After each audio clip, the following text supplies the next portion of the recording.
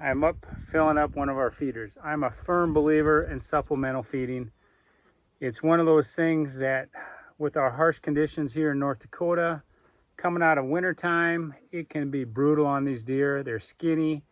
And a lot of guys out there are dumping corn. And I understand the corn factor. We have cornfields and things like that. But corn is not a supplemental feed. Corn is a filler feed. And so what I do in my feeders is I will run Big&J and I'll mix a little bit of corn in there just because it does a better job in the gravity feeders. And I end up plugging up 2 out of the 4 holes on these feeders because with this Big&J, they hammer it. And the Big&J BB squared is made, it's digestible, it's made for deer. It's gonna help their overall health. It's gonna help them with their antler growth.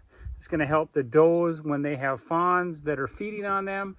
And right now, that's what we got going on. So I'm filling up the feeders and dumping in the BB squared and adding a little bit of corn. But if you're gonna supplemental feed, make sure you're supplemental feeding something that's gonna be good for your overall health of your deer. You wanna attract deer?